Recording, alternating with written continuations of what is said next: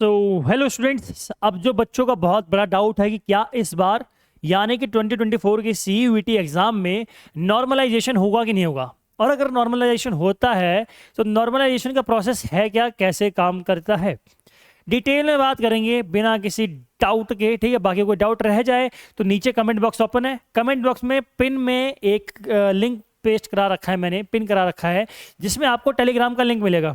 Telegram group का link है, जाके ज्वाइन करो आराम से। ठीक है, जो भी डाउट्स हो क्लियर कर लो। ठीक, तो समझो आप लोग पहले नॉर्मलाइजेशन होता कब आपका, तो देखो जब भी आपका डिफरेंट डिफरेंट शिफ्ट्स में या फिर डिफरेंट डिफरेंट डेट्स में आपका कोई भी एग्जाम हो रहा है तो उसके नॉर्मलाइजेशन होता है किस लिए, लेवल को मेंटेन करने के लिए। यानी कि एक लेवल आपका हो सकता है हार्ड लेवल आया एग्जाम का, और एक एग्जाम आपका इजी लेवल का आया हो सकता है।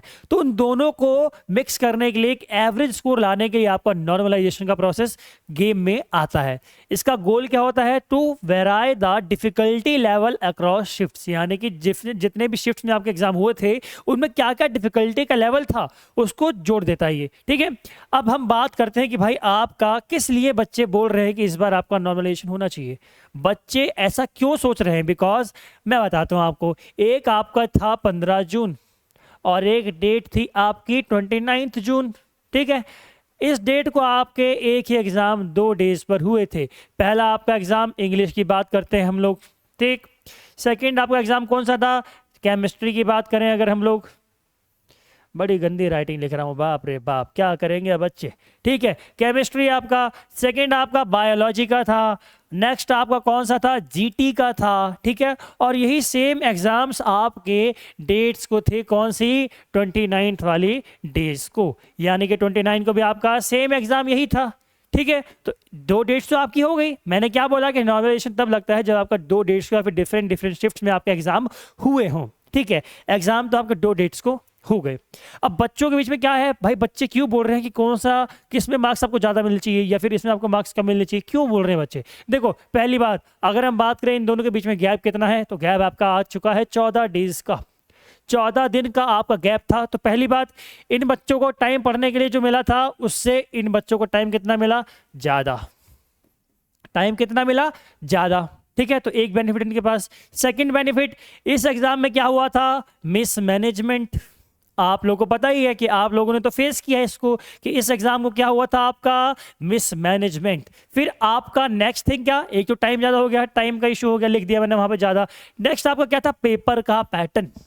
पेपर का पैटर्न क्या है भैया ये, तो देखो भाई, अगर आप लोग पिछली बार का आपने एग्जाम देखा होगा और इस बार का अगर आपने एग्जाम देखा होगा, बेसिकली मैं मेनली इंग्लिश की बात कर रहा हूँ इसमें, पेपर पैटर्न वाले क्वेश्चन में क्या है भाई, आपका इंग्लिश का जो पेपर का पैटर्न था पिछली बार से बिल्कुल ही चेंज कर दिया था। सिलेबस इतना बड़ा, बच्चों को डरा धमका दिया बिल्कुल कि अगर नहीं पढ़े तो पेपर में हो जाओगे फेल।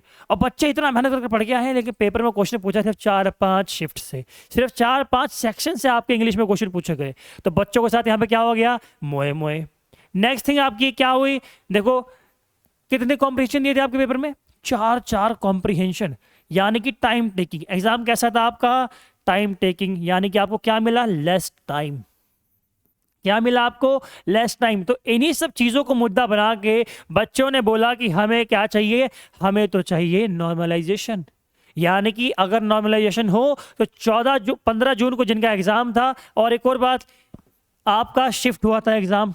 ठीक है, एग्जाम शिफ्ट हुआ डेट में, किस लिए, बिकॉज 15 जून को नोटिस, 14 जून की रात में नोटिस क्या आता है भाई और बहनों, ऐसा कोई नोटिस नहीं था। नोटिस आता है कि भाई अगले दिन यानी कि 15 तारीख को आपके एग्जाम दिल्ली के सेंटर्स पर नहीं होंगे। तो दिल्ली के सेंटर्स के आपके जितने भी एग्जाम थे सारे के सारे क्या हो गए, कैंसिल हो गए। ठीक है, तो इसके लिए भी क्या है कि आपका नॉर्मलाइजेशन होना चाहिए। ठीक, नेक्स्ट थिंग, अब बात करें कि इन बच्चों की हमें डिमांड है, इन बच्चों की डिमांड है कि भाई हमारी गलती तो है नहीं, अगर हमारा एग्जाम 14 तारीख से हटा के 15 तारीख से हटा के 29 जून को किया गया है, तो इसमें व्हाट इज आवर फॉल्ट, हमारी गलती क्या है, तो हम लोग क्यों उसकी सजा भुगते, हमारे नंबर क्यों कम किए जाए या फिर इन बच्चों के मार्क्स क्यों बढ़ाए जाए। बट अगर आप लोग लॉजिकली सोचोगे तो इन बच्चों के मार्क्स बढ़ाए जाने चाहिए नॉर्मलाइजेशन के प्रोसेस में। बट एक और बात क्या, कि एनटीए ने तो ऑफिशियली बोल दिया है कि 2024 में कोई भी नॉर्मलाइजेशन नहीं होने वाला। एनटीए ने एग्जाम शुरू होने से पहले ही बोल दिया था भाई कि इस बार कोई नॉर्मलाइजेशन नहीं होगा। तो अब एनटीए अगर नॉर्मलाइजेशन ना करे तो क्या क्या उसके पास तर्क हो सकते हैं, वो मैं बात करता हूं। पहली बात मैंने क्या लिखा, मिसमैनेजमेंट। बट क्या इसका कोई प्रूफ है, क्या एनटीए ने इसको एक्सेप्ट किया? अभी तक तो नहीं। तो इसका कोई भी प्रूफ अभी तक एनटीए के पास नहीं है। तो एनटीए क्या री एग्जाम कंडक्ट कराएगा? पॉसिबिलिटी बिल्कुल लो। नेक्स्ट थिंग आपका टाइम, टाइम का इशू, क्या इसके लिए भी कोई आपका प्रूफ है? तो अभी तक कोई भी प्रूफ नहीं है। तो ये भी आपका क्या हो गया, कट्टम कुट्टा। तो यहाँ भी कट लग गया, ऊपर भी कट लग गया। तो आपके पास यानी कि चांसेस एनटीए के पास अभी कम है। नेक्स्ट थिंग, पेपर का पैटर्न। अब पेपर का पैटर्न आपका इशू बन सकता है आपका नॉर्मलाइजेशन के प्रोसेस में, बट एनटीए का कह रहा है भाई हमने तो आपको जो सिलेबस दिया था, एनटीए के पास क्या तर्क होगा कि हमने जो सिलेबस दिया था, एग्जाम तो सिलेबस के अंडर से ही था ना, भले ही हमने 4-5 सेक्शन पूछे हो, हमने ये थोड़ी बोला था कि पिछला पेपर हम कॉपी करेंगे। तो एनटी के पास तर्क हो सकता है कि भाई जितना भी सिलेबस था उसी सिलेबस के अंदर से ही आपके क्वेश्चंस पूछे गए थे। तो नॉर्मलाइजेशन का तर्क क्या बनता है? Next thing, less time. इसका भी क्या कोई प्रूफ है किसी के पास? देखो बच्चों ने फेस किया, ये रियलिटी है कि बच्चों ने फेस किया है, बट क्या इसका कोई प्रूफ किसी के पास भी है? क्या एनटीए ने इसको ऑफिशियली अभी तक एक्सेप्ट किया है? नहीं किया। ठीक है, आप देखो लीक की जो खबर आई थी कानपुर वाले सेंटर से, या फिर सिलचर में जो इशू था, वहां पर क्या हुआ, उन्होंने एग्जाम रिकंडक्ट कराया। तो एनटीए के पास बोलने का मौका है कि हमने एग्जाम्स को जहां भी हमारे पास प्रूफ आए, क्योंकि भाई कानपुर में प्रूफ आए थे कि एग्जाम लीक हुआ है, तो उन्होंने क्या करा था, एग्जाम को रीशेड्यूल कर दिया था 29 डेट के लिए। तो एनटीए के पास बोलने का मौका है कि हमने एग्जाम्स को रीशेड्यूल कर दिया था। तो अब नॉर्मलाइजेशन के प्रोसेस की हम बात नहीं करेंगे। ठीक है, नेक्स्ट थिंग, शिफ्ट का।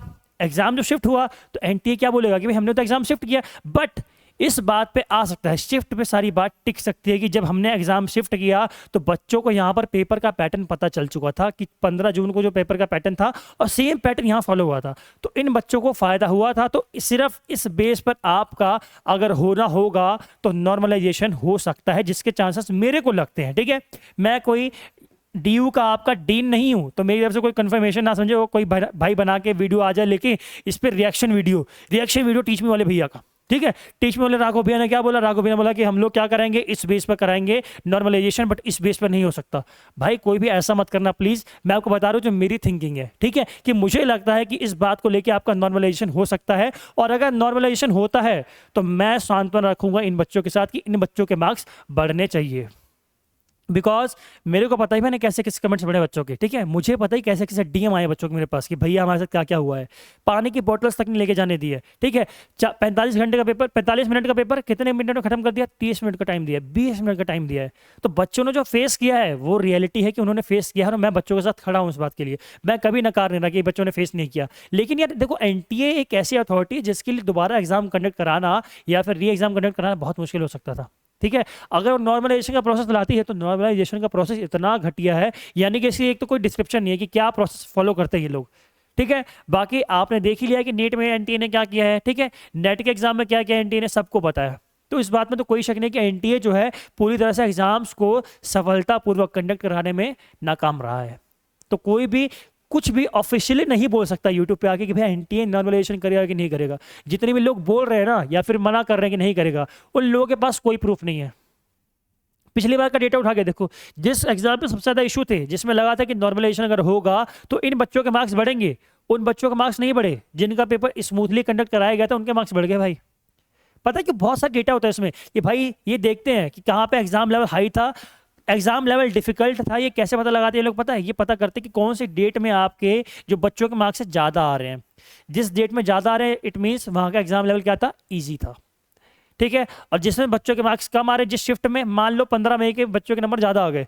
ठीक है, 15 में कुछ बच्चे ऐसे होंगे भाई जिन्होंने कम टाइम में भी पूरे पूरे मार्क्स अचीव करे होंगे उस दिन। ठीक है, तो अगर उस दिन एवरेज बच्चों के मार्क्स ज़्यादा निकल जाते हैं तो इन बच्चों के मार्क्स बढ़ेंगे नहीं, अगर यहाँ कम निकलते हैं तो इन बच्चों के मार्क्स बढ़ सकते हैं।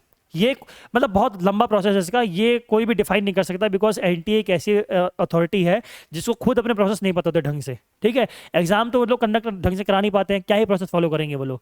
तो मुझे जो लगता है, जो मैं बता रहा था वो ये था कि अगर नॉर्मलाइजेशन होता है तो इन बच्चों के मार्क्स बढ़ने चाहिए। ठीक है, बट ऐसा भी नहीं कि इनके मार्क्स कम होने चाहिए, ये नहीं होना चाहिए बिल्कुल, क्योंकि इन बच्चों ने मेहनत तो करी थी ना।